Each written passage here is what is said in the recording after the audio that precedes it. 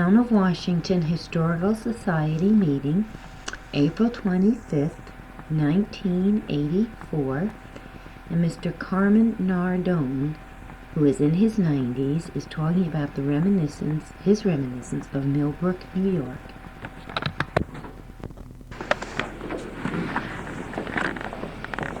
The monthly meeting of the Town of Washington Historical Society was held at the County Infirmary on Wednesday, March 21st at 8 p.m. with 22 members and guests present.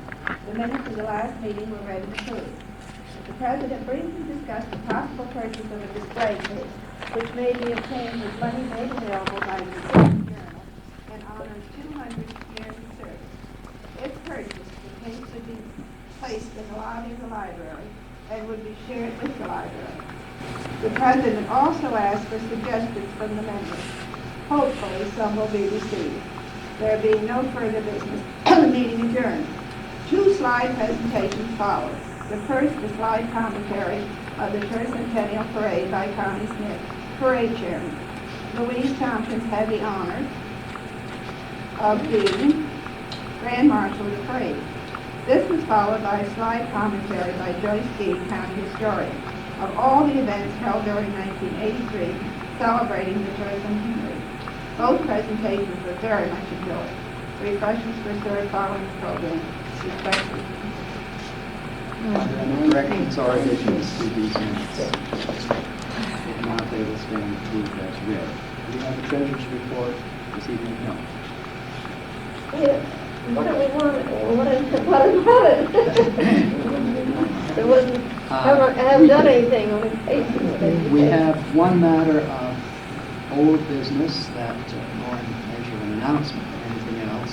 I would remind everyone that our current year's dues are due and payable, and it's my understanding that the dues are $5 a person, and they should be sent directly to Mrs. Long.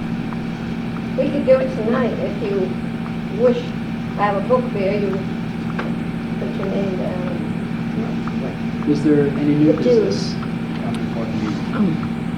George, I would just like to say that after Joyce Gee and Connie Smith gave their presentation last time, I purchased 2 books on the Town of Washington history. Those little, books that were published by the press there in Millbrook. Anyway, I purchased them and wrote them thank you notes and mailed them to them. And so there was a disbursement. I think it was $16.34 or something. I got the books and then mailed them to them. So that was some old business or that we've had. I would very much like to put our application to the Poughkeepsie Journal in the first part of May. June 1st is apparently the deadline. I will be meeting with the officers and immediate past president Wednesday night of this week to confirm that project up. If anyone has any ideas in addition to the exhibit case that I've been talking to Lois Bigelow about, please let me know. Call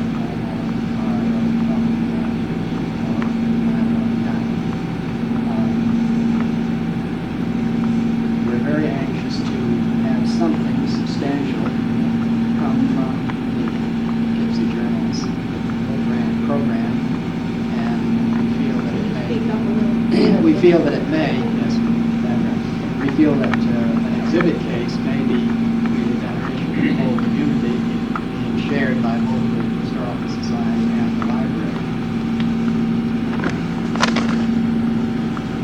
If there is no other new business, I will adjourn the meeting. Yes. Excuse me, George. I just want to announce that our meeting next month will be a walk through Millbrook. Our committee is meeting next Wednesday, and we will just firm up the plans. But we are going to try to start around the Y building of the library and walk through that section of town and perhaps visit the Federated Church in Christchurch and walk up Church Street and end up out at the Nine Partners Meeting House. And we will stop to visit the old jail and various different things along the way. So the date now is set for Saturday, May 12th, and the rain date would be Saturday, May 19th. And we will, if everyone would bring their own lunch, you know, just a bagged lunch, we will try to provide some beverages along the way, so that we'll let you know by card, you know, what time we will be leaving and all, but it should be a nice walk. A few years ago, we got the other end of town, so we'll pick up this end of town this year. Would you like some place to have lunch? I mean, so we could... Yes, I was hoping that maybe one of the churches, we Yes. could possibly do that. Oh, Yeah. ask the Federated, I'm sure they'll ask. Okay. Yeah. That, they will, won't they, Sue? I'm sure they will. Yeah. Our program this evening is an exceptional one. Our speaker is Mr. Carmine Nardone, a man who has seen more of Millbrook and longer than any of the rest of us can imagine. And from his store of memories, recollections, and reminiscences, I'm sure that he will have an excellent presentation. Mr. Nardone. You may give your presentation now. This is some surprise to me. There's so many people can speak in a language which is not mine. Anyway, I try to do my best. What am I supposed to explain first? About the picture? Millbrook, but I would like to. No, all right. I have some picture. Whoever wants to see them. I'd like to pass the Could you explain them to us, Mr. This is my Nardone? store.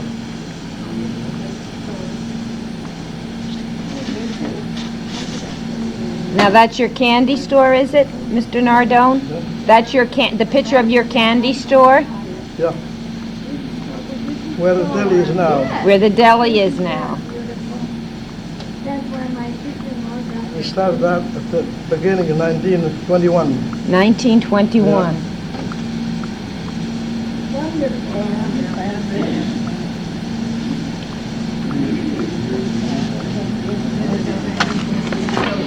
And this It's is the same in picture, the same only with the picture? people inside. Oh, my heavens. Summer 1922.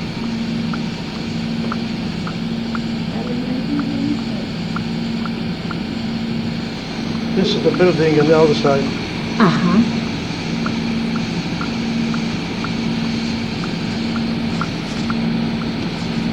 Now, this hasn't changed much. The building hasn't changed much over the years. See Mr. Carmine, he looks real young and... Yes, that's right. Says he's just as good looking now.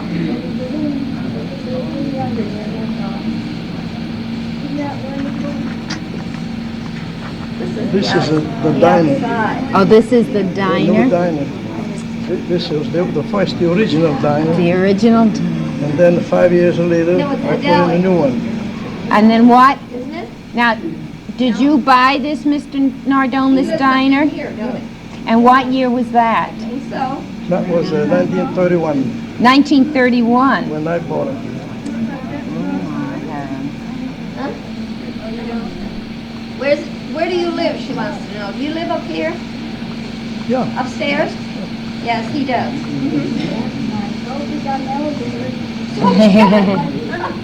What? Oh, she'd visit you if you had an elevator.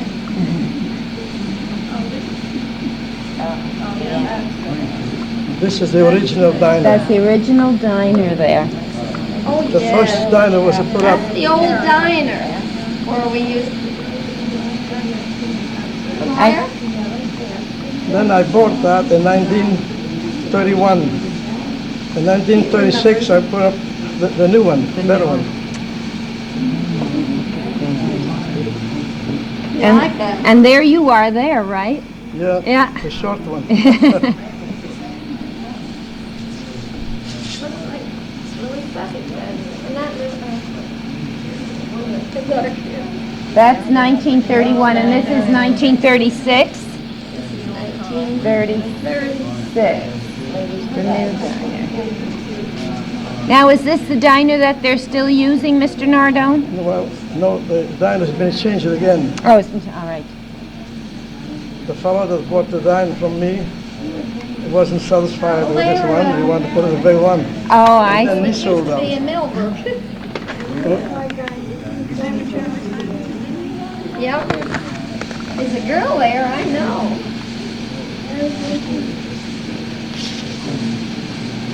That's for Del Fiore right there. Del Fiore. I think it's your brother. Then there's a picture of the new diner. Oh, this is the new Used that for the advertisers during the first Fritz. what do you call the fair, the World Fair. on the World's Fair Yeah. in The 1939. first World Fair. Fiore here. In 1939, the one that was held on Long Island. Oh my goodness. You're really nice looking. 39, 40. They are a nice looking family. Here on the way to the World's Fair. Yeah.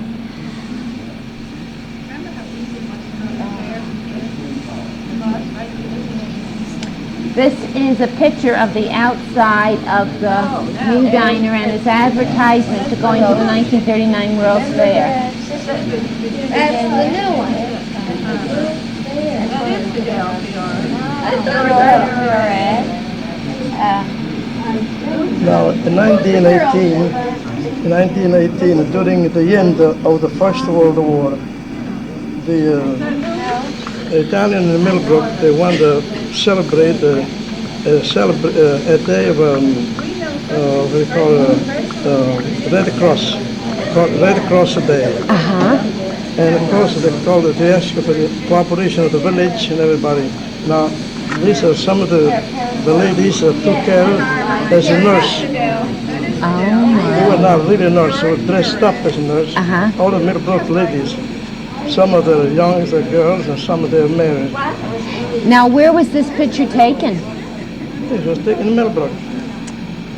Do you know where on what? That's a pretty fancy Yeah. This porch is there or whatever. near the Oakley Town's place, Okay. by the lake. By the lake? Right in front of the big house. Okay. She says she would like to have you leave some of these pictures in your will. Oh yeah. I can leave them all here now if you want it. I have them all at home.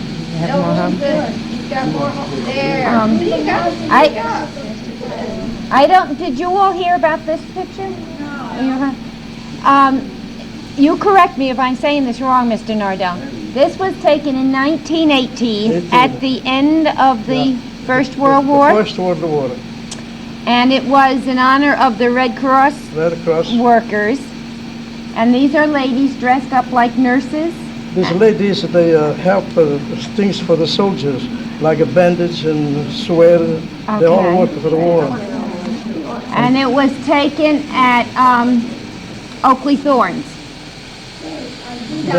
Then this is one part of the Parade. what do you call it? The parade in the village. You see The same day. ladies on the car dressed up. Right. It was nice. There used to be a lot of them that day. We had a band that came from somewhere. Oh, it was a big day. And Mrs. Thorne, Mrs. Oakley Thorne, she was in it with her backing. Everything became so big. Well, why don't we wait a minute and let the people look at this one before we explain Yeah, this. oh, yeah. Now, what house Well, is this this? in the Is this village. Cadence? In the I'm thinking what house that is. Is that Kading's, the Corner News, or? yeah, this is the corner. The corner. There used to be Keeper's Corner. Then used to be the Grand Union. Oh, okay, okay. It's right in front, on the other corner Right. of the deli, where our corner. This is on the other side. On the other southern side of the street, yes, Yeah, all this right, is the entrance and the rooms above. all right, Yeah. yeah, And on this side stood the outer corner. okay. So this is the corner of Franklin Avenue and Church Franklin Street. Avenue, Church Street. This is a parade that they had in honor of the That's what end she of the just said was coming. Yeah. And that building there is the corner of Franklin Avenue and Church Street, where the Days of Your Antiques are now. Now this maybe you like to see. Yes. This lady was born up in the alley in Millbrook, the Italian, DeSantis. And she went to high school and then she became a nun. Became a nun. Now you can read here in English. She was a promoter. She went to Mount St. Vincent College. She went to another university, St. John in Brooklyn. And then she became the head lady at different places, different schools. And now this is the end. Around 15 years ago, she became superior general. Yeah. She's still alive. Yes, I see her at church every now and then. Yeah, she still comes to Millbrook quite often. Yes, you can read here. I want to make a correction about this picture. This is not the Red Crows, not 1918, because I'm right there. Oh, is that you? Yes. This picture was taken at Thorndale when Mrs. Thorne, you know, was very active in the garden club. And they had an open house of a long weekend called Garden Days at Thorndale. And women, we chose certain women in the village to be hostesses in the house. And she supplied the material for our costumes. And Joyce Carroll made most of them. And they're Quaker costumes because the Thorns were Quakers. Yes. So this must have been about...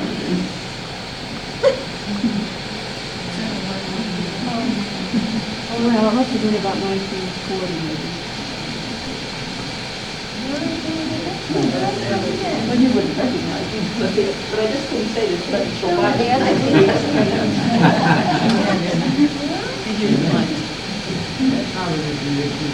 There she is.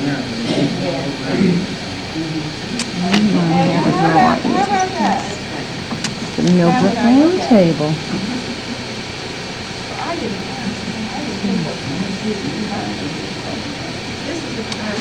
Mr. Nardone, there's my daughter. Oh, you remember? Right there. Graduating from St. What year was this? 72? 72. I keep a lot of papers, so I happened to, because of this one, Yeah? I kept this on the side, so to find it whenever I wanted. But this time I thought that somebody would be interested. Yes, definitely.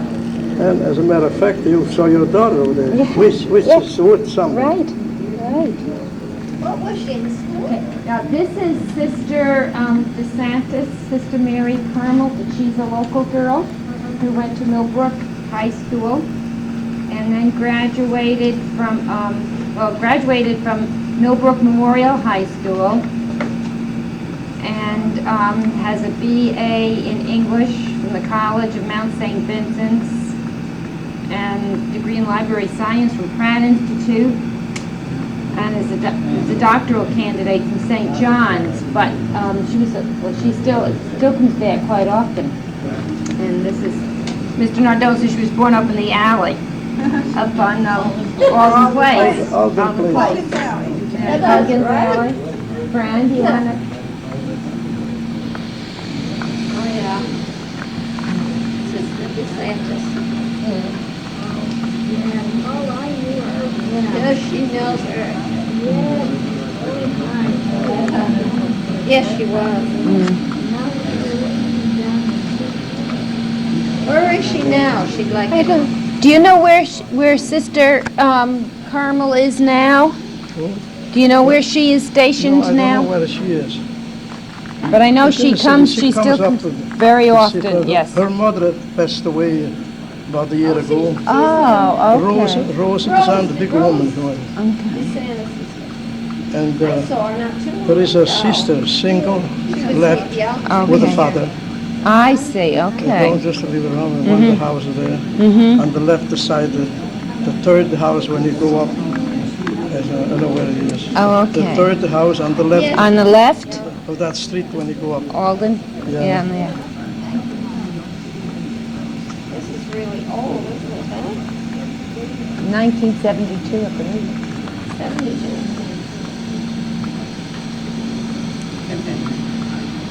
The girls all in white for graduation.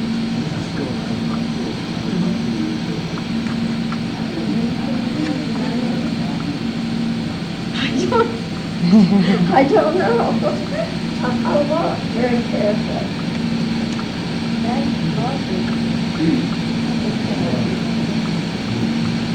Were you writing? That's that long ago? This got Pine Place. Strange news.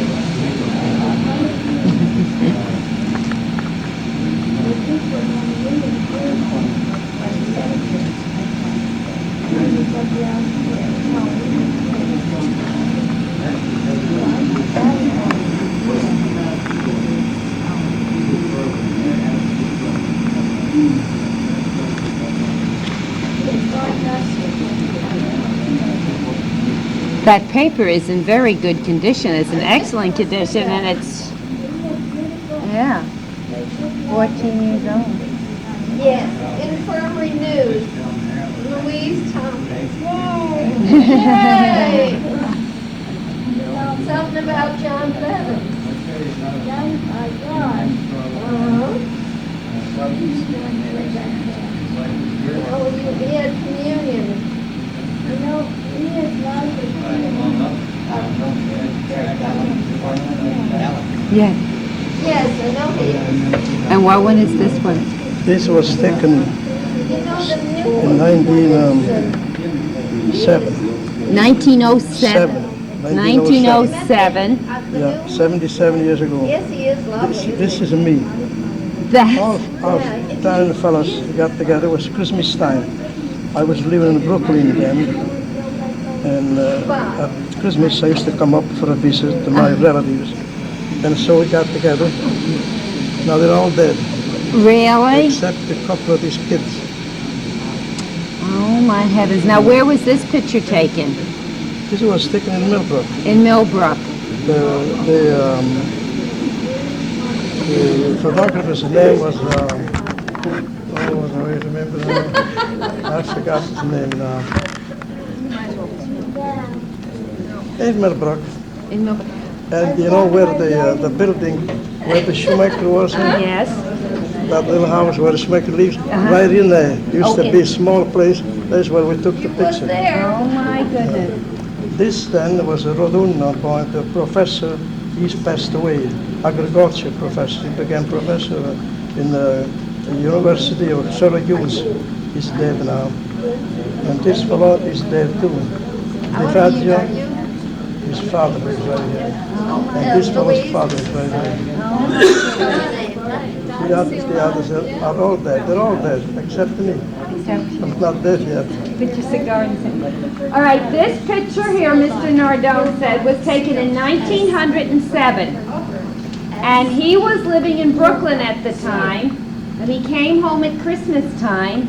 And this is a gathering of a lot of, the young Italian men and a few of their children in Millbrook. And Mr. Nardone is right here with the cigar in his hand. Second one in right here. And he said the picture was taken at where the shoemaker's home is now, in that building. Oh, the photographer's name was McCord. McCord. Oh, yeah. McCord. I just remember now. McCord was. And he said everybody in the picture, with the exception of maybe one or two of the children, have passed away except for Mr. Nardone. This child over here was a professor of agriculture at Syracuse University, but he has since passed away. And this was his father. And I believe he said this little boy here, and this is his father, and they're gone also. So I guess it was just these two little boys and Mr. Nardone. I didn't have enough time to pass away. I was attached to the life, which is so dear to everyone, and I didn't care about going away. There's plenty of time for it.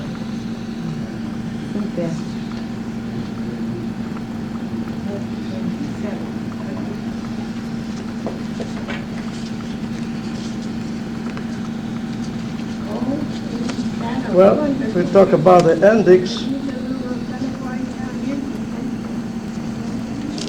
this is a letter One of these here. that was written in 1905. 1905. From Supreme Court judge, was my mother's brother in Italy.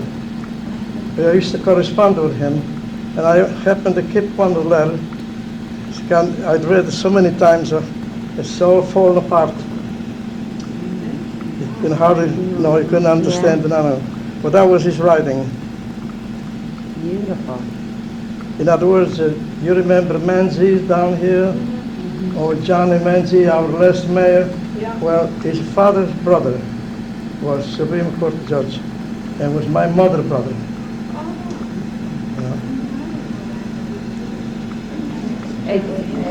Is it Petro Manzi? Manzi, Peter. Peter. Affectionate Peter Manzi. Okay, Manzi.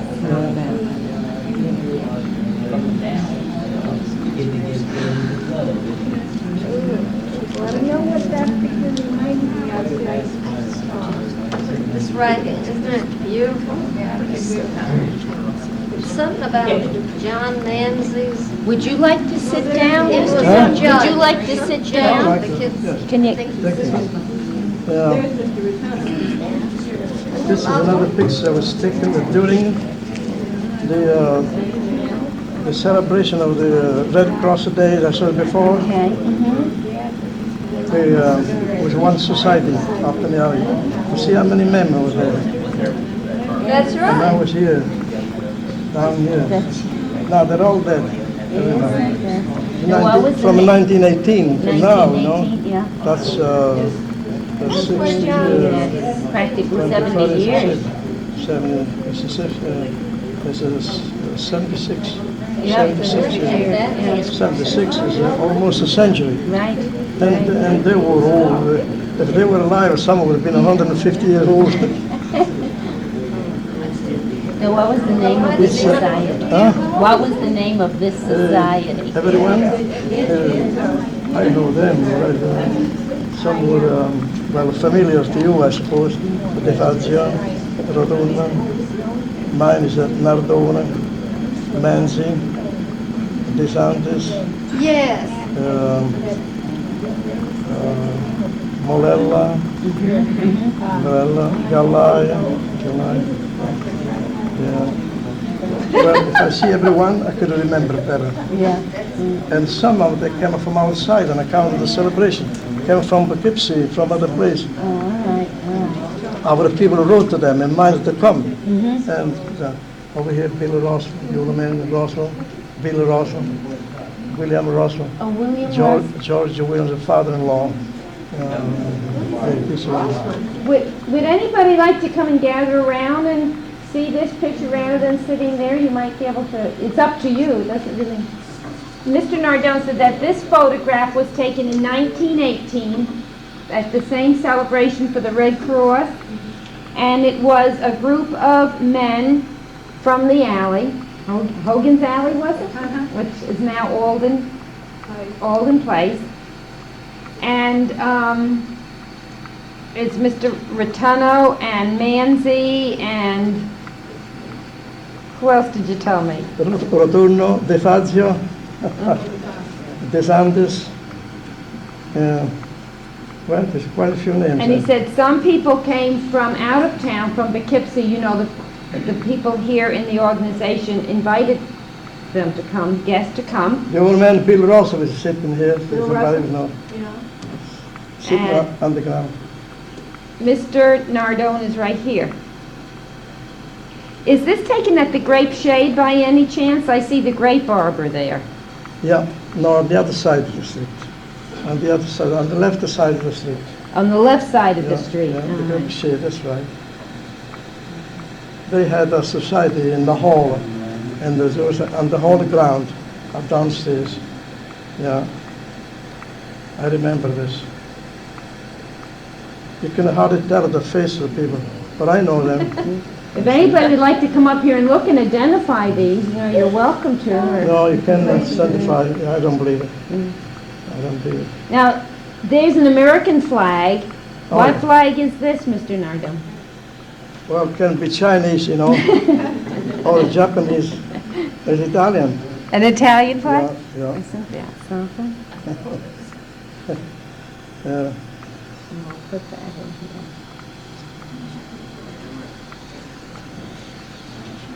Well, I could bring more pictures, but I didn't know whether they were interested to see them. Yeah. Would you, Mr. All have their Nardone, hats on. Mr. Nardone, would you tell us a little bit about how you came to this country, Yeah, where you came from in Italy, and what your family was, and what you did when you first came here? well, I came here, I was 15 years old, all alone, from Fondi, Fondi, and the Appian Way, if everybody knows, the Appian Way in Italy. All the roads that lead to Rome, did you ever hear that? Yeah. Well, this place stands the middle way between Rome and Naples.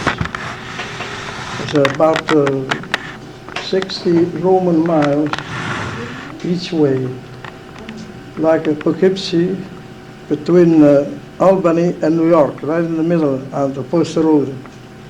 So this is. So I can now, if anybody knows the history of the Pope, there was one time another Pope was elected. The anti-Pope, anybody knows this? No?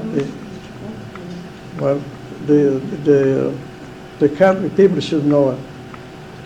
And this place, Fondi, was the place where the anti-Pope was elected. Yeah, and he lived there for a while until it blew up to nothing. Because the really Pope went to France, to Avignon, and the other one remained in Fondi until for 70 years, and that was the end. So, came over here, got a job working for American can company for 50 cents a day. And those days, in 1904, there wasn't much prosperity as it is today. And it was hard to find a job or hard to make enough for a living. So we didn't work 6 days a week, we worked 4 days, 3 days a week. And each day I earned 50 cents. So I would have, the most I could get was $2 a week. And without, I had to pay my board and the room, the bed. But 3 or 4 different times I went without a bite at the age of 15. But I never left the school. I used to go to the evening school. I followed for 7 years in the evening. You know. So one day I couldn't stand the hunger anymore. I went to a saloon keeper nearby the factory where I used to work. I knew him. He was a big fellow in homely looking, but he was a good natured man. I sized him up that way, so I went to him and said, "Boss, would you trust me for 5 cents a day?" They used to sell a dish of beans and macaroni and a big glass of beer for 5 cents. So I said, "Would you trust me for 5 cents a day until I start to work? I'm working with a factory over there." And, "Oh," he says, "you don't have to charge anything. I'm feeding a lot of men here. It only cost me nothing. there's a lot of beans left over every day. We have to throw away or give it away. And the beer didn't cost so much either. So you could come over every day and have beans, everything you want. You don't have to pay nothing. And he told me, when I was 15, I came over here in this country all alone too. But he was a big man, and he got a full pay. But I was a small, and necessary, they would give me $1.50 a day like they used to, $1.25. Some of them worked for 90 cents a day in those days. Well, I remember that was 1904. In November, Teddy Roosevelt was elected. He was president in the place of McKinley. President McKinley, if you know it, was assassinated, and Vice President Teddy Roosevelt took his place in 1901. Then in 1904 he was elected president himself, so he took over. Whereas as soon as the election was over, a lot of work had come out. People were working for this. There was a job everywhere you went, you find a job. $1.50, $1.75, and that creates a good feeling among the crowd. So, over the factory, I was promoted after 6-7 months. I got a job where I could make $7-8 a week, which was good money then. First thing I done, with a big $2 bill, I went down to this man, and I owed him $1.40 for 28 times, 5 cents a day. And he says, no, I don't want any money. I told you, it's free. No, you saved my life, and I won't pay. So I left with a $2 bill on the counter and ran away. He came outside and he called me and made me go back. He says, no, I'll give you this change. If you want to pay for it, I'll give you the change, 60 cents change. And he gave up 2 small glasses of whiskey, one for me, one for him. And that was the end. Now, on a Saturday, there wasn't much people there, many people, because a lot of people didn't work on Saturday. and those that worked, they worked until 12 o'clock. With half a day work. So at noontime, I didn't have no crowd. So I used to go there on a Saturday and have my beans and beer. And one day, there was nobody in there. And I heard in the next room, somebody playing a violin. It was just starting. And it's just like a little cat, meow, meow, meow, meow. Now, because in the old country, I went to school for music, and I used to play clarinet in the band, with the city band. So I used to write the music for the band leader to help him. So I knew real about it. When I heard this fellow, I went in the other room to look, and I see there was a boy there with a violin. So I got near him, and I asked him, where are you reading? So I tried to teach him. He was not even reading right. While this was going on, his father came in. When he saw me talking to his son, and he did say, this is my son. Oh yes, I realized this was your son, otherwise you wouldn't be here. So he said, you know music? Yes, I said, I used to play clarinet in your country. He says, why don't you come here when you have a time and teach him? He gets 1 lesson a week from a professor. He couldn't learn much with one lesson a week. He used to pay $1 was big money too, to pay $1 for the lesson. But the boy never seemed to learn good. You know. Well, all right, if you want to, when I have time, I'll come over. This happened to be on Saturday. That same day, he says to me, in daytime you come here for your beans. What do you do on Sunday? On Sunday it was closed, you know. Well, he was open on the family entrance, but didn't have a beans, nothing to eat. Everybody had a dinner home. He said, well, I said, on Sunday, the lady at the house wouldn't let me go nowhere. She feeds me home with a family, a regular dinner. And then when I can pay, then I'll pay. She trusts me. Well, he says, why don't you come over to my house and stay with my boy, see, be company for my son, and talk to him, music and like that. He would be glad. He's all alone all the time, and come over. So the next day I went upstairs, and I found quite a few people there, old people.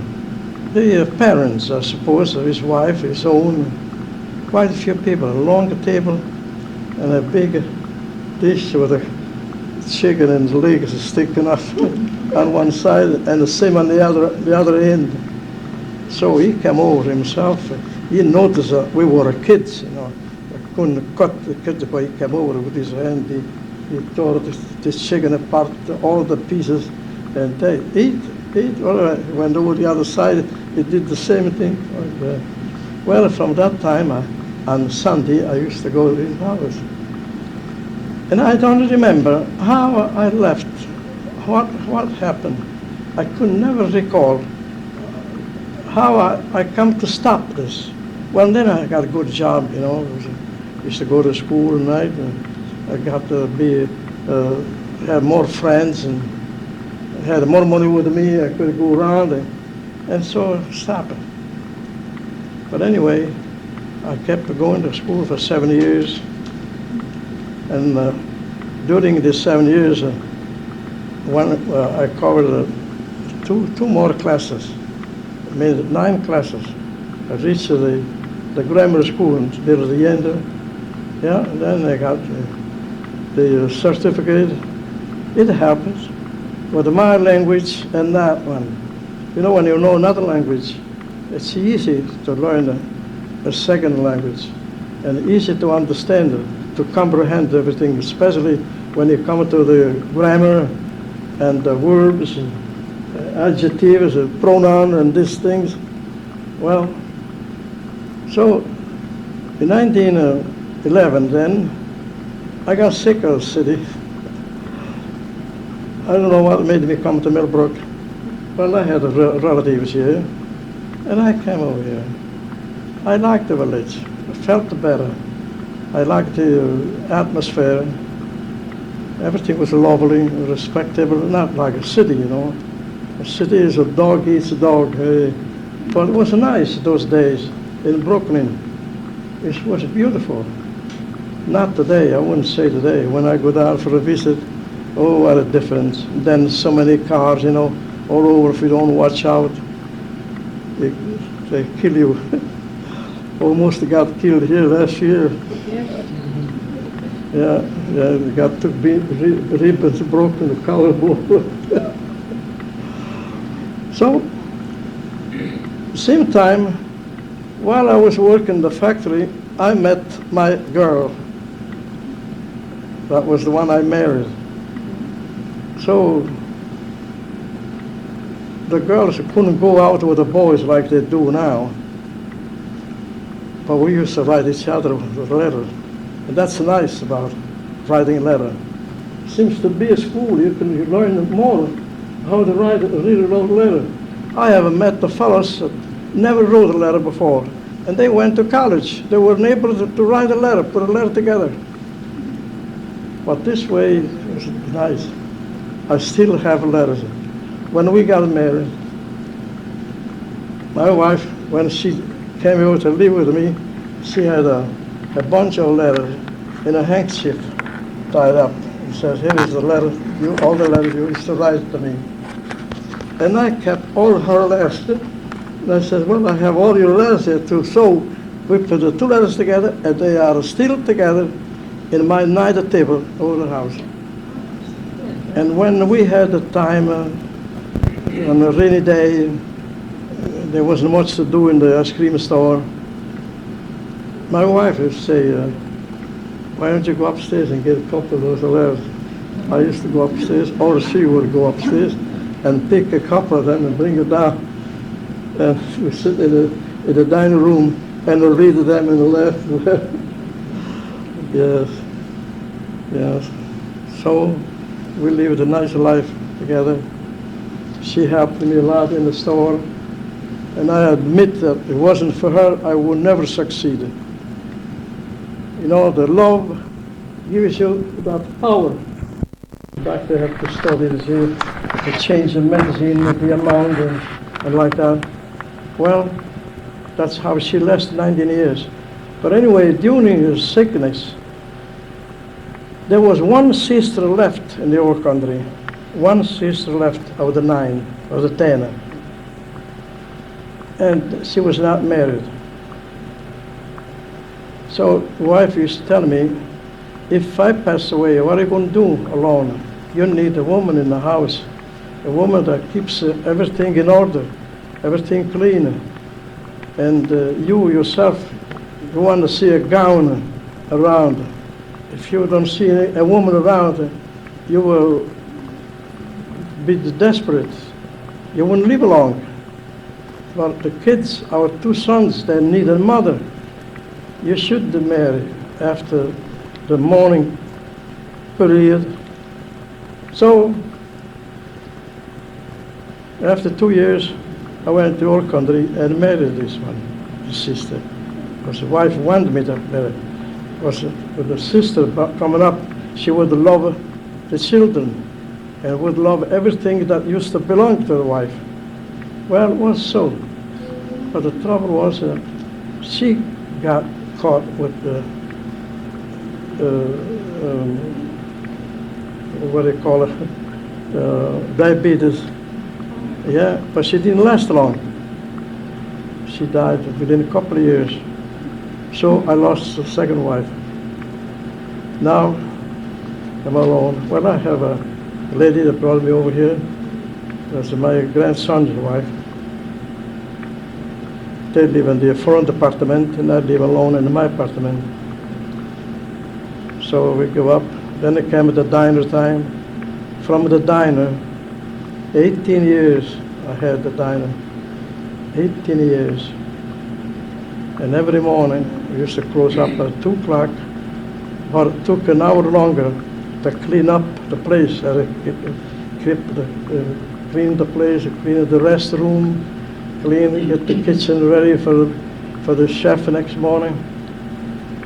And next morning, when the next crew came in to work, we found everything clean, just spick and span and nice. And this is the way we got along. And by doing this, I would get home at 3 o'clock every morning. 3 o'clock, 7 days a week. Couldn't take a vacation, because if I went away, it would have been a disaster when I come back. Yeah, you can depend on 10, 11, 12 employees. Without the boss, you know, the boss has got to be on. Otherwise, they just get the moralizer. Even if they don't mean it. They get lazy, they get things. Well, with this, I want to express you my happiness for being here, and to see Miss Tompkins here. Yes, I always want to come over here, especially when Mrs. DeSantis was here. No, Mrs. Panazza, the other big lady. Yes.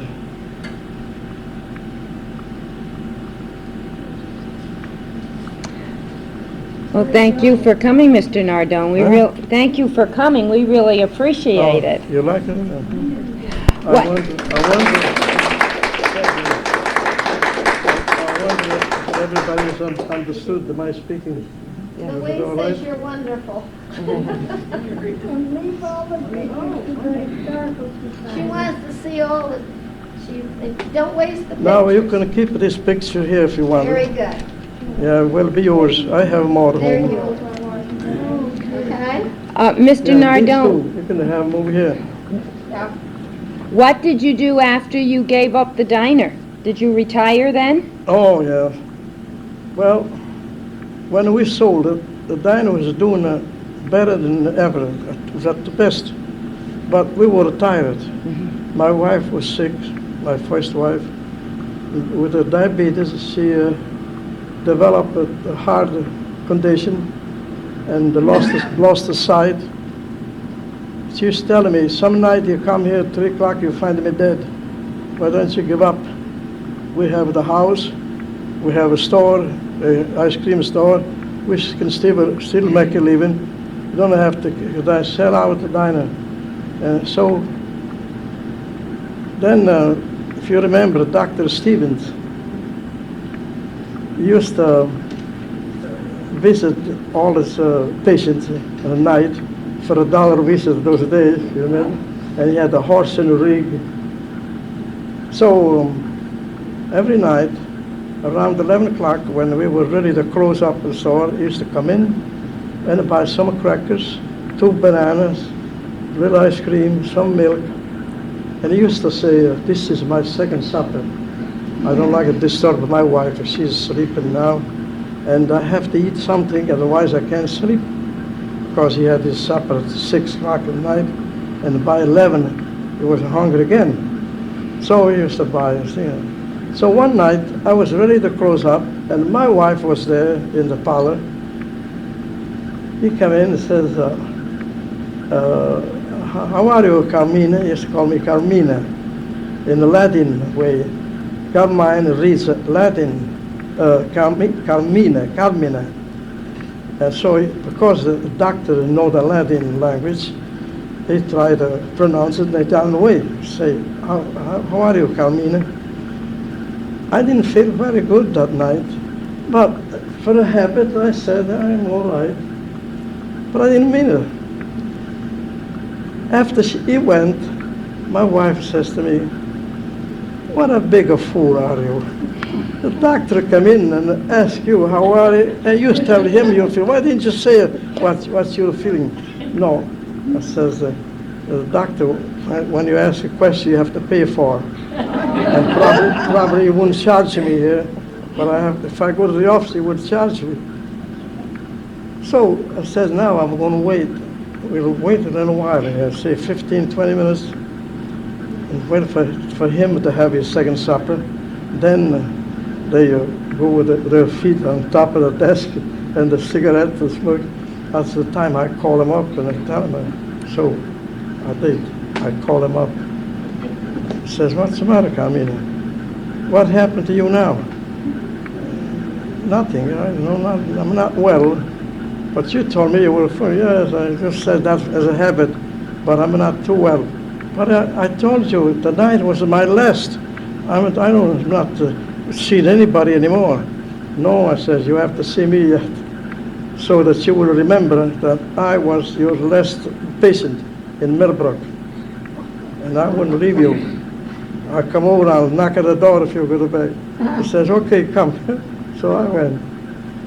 I tell you the truth, I went with the hope that you wouldn't charge nothing for that night. But he charged $4, just the same. But I was glad. We stood there a good half hour talking while he was smoking.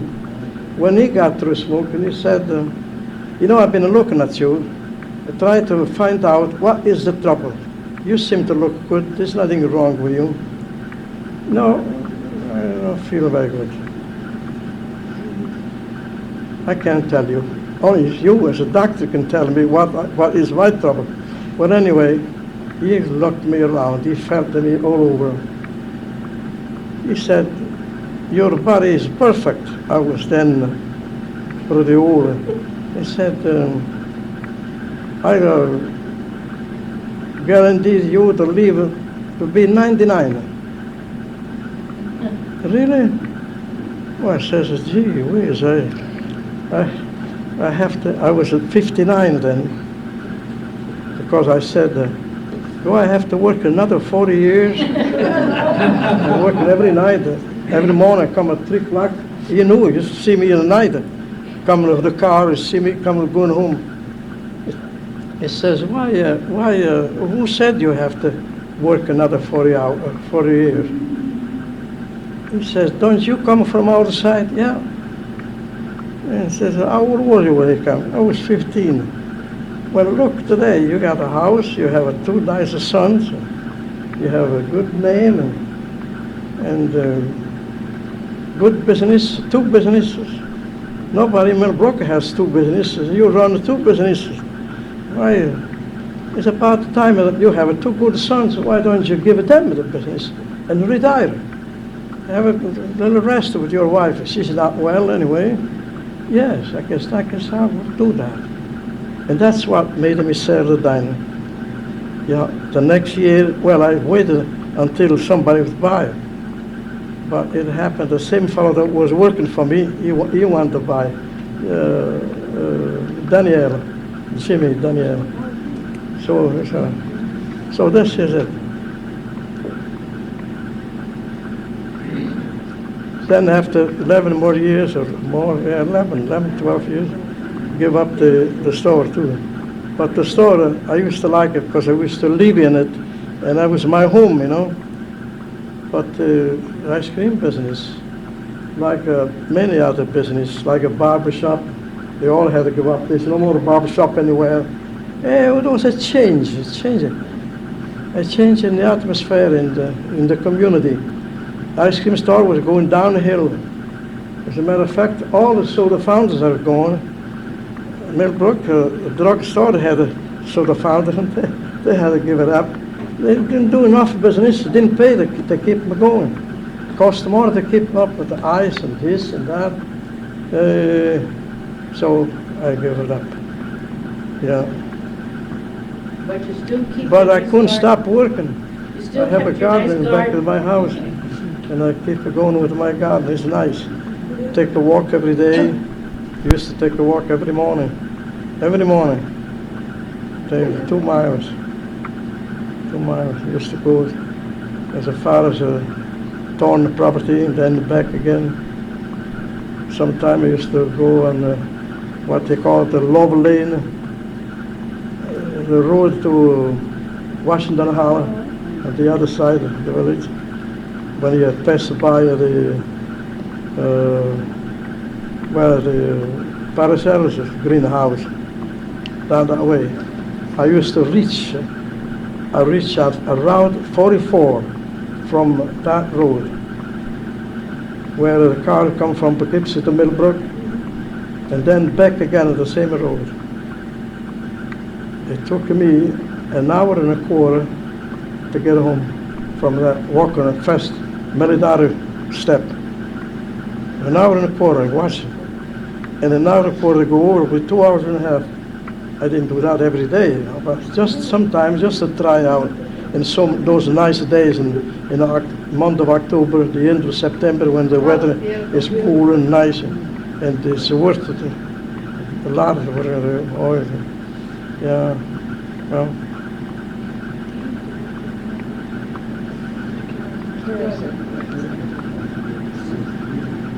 Is there anything else you want to know? Does anybody else have any questions? I just wanted to mention Would again you how- like to ask him something, sweetie? I'd like to tell him. What we want to tell him? I want to tell him, and he told me all about all these people that have come.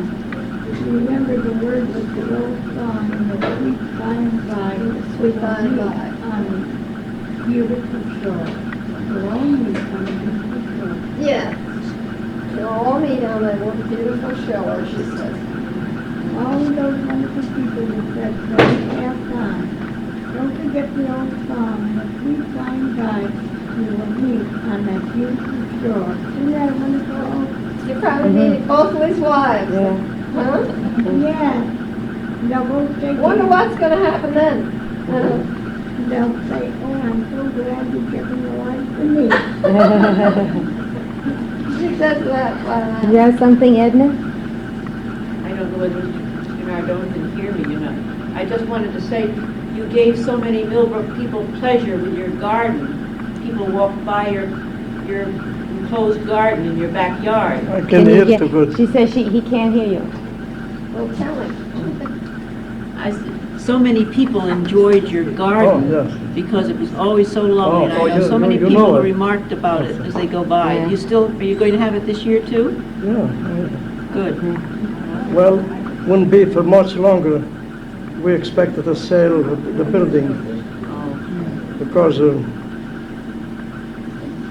sooner or later, I'm 95 now. and I can't reach up over the What is it doing? for the shoulder. So That? somebody's got in the head of the building, and if I sell it, you can split up the difference. Otherwise, one person cannot get it all. No. Yeah, for that reason, I say this with regret. I wouldn't like to do it, but I can't stay here forever myself. But I start to work this spring. I expect to have a garden this year. I lost all the roses the last couple of years. It was so cold, you know. Yeah. How are they this year? I don't think ours looks good either, Ruth. They don't look too much sprouting around the bottom. Roses. The The roses. roses. How Oh. is yours this season? I don't hear too good what you said, but I you're say, talking about the how were roses. your roses this spring? Yeah. Yes. Well, the first year here, I worked at a greenhouse over Diedrich's and over the TOWNH, and I learned quite a little about the roses. Yeah. For that reason, Okay, go ahead. Go ahead, finish. Say something. well, I was just looking at those. I didn't mean to interrupt you. oh yes, the letter I like to take with Yes. me. Have you got a question you'd like to ask, Louise? I would like to hear you. I can hear it, but not every word. I think the lady is putting down some. She'll have it in the round table, and then you can read the round table. Yeah, I think it's wonderful. It's something I will admit. I have to be thrilled with all you told us. Very interesting. Yeah, nobody else knows that. He's the VIP that knows all this stuff. Well, we certainly appreciate, Mr. Nardone, Mr. Nardone? we certainly appreciate your talk. You've given us a lot of interesting information, Yeah, and we thank you very much. you're welcome. I'm glad I could please you. It's a nice place here. I've heard so much about. I haven't been up here more than once to see someone that I know, but only in the room there where all the beds were.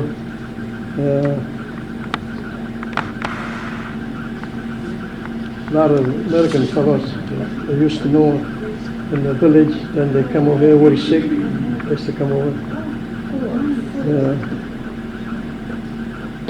Well, that concludes our meeting for this evening. Let's have something to drink.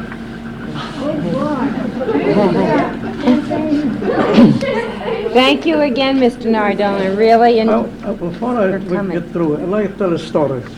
okay. It looks better, I think. This is a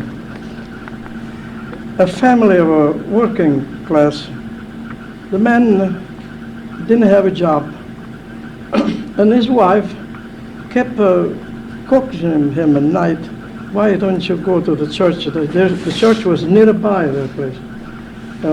This I need myself. He's going to keep those you will leave here. These Good. So Look at the wife. you gave us, Louise. No, this one I like it. This one, the one on top. Yeah. The one on top. Yeah. Wait a minute. Thank you. You don't need this anyway, and I don't have any more of this.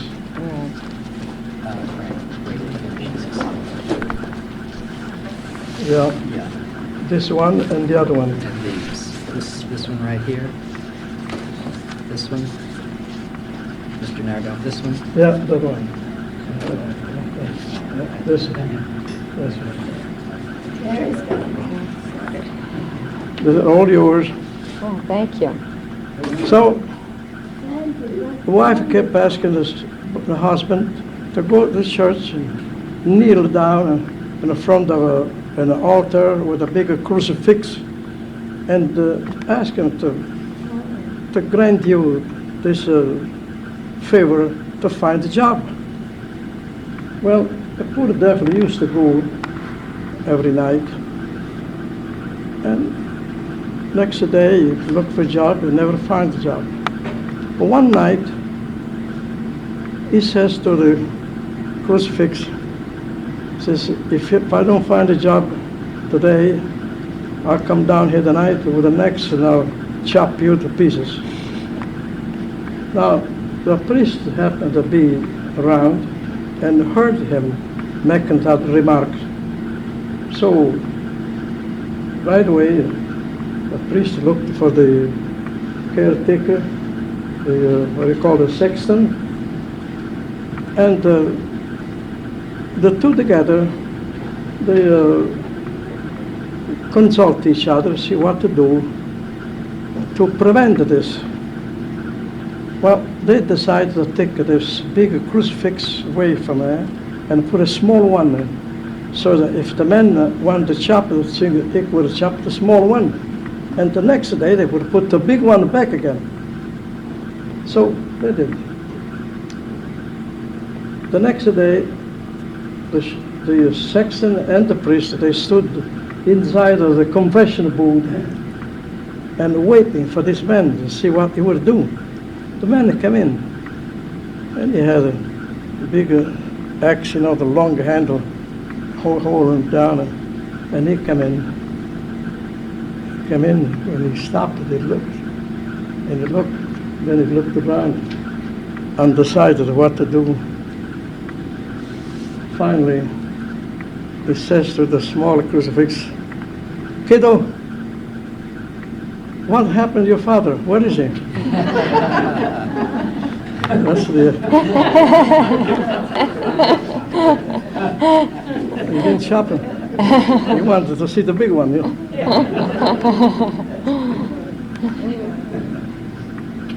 Well, thank you again, Mr. Nardone. We really enjoyed it. Thank you for coming.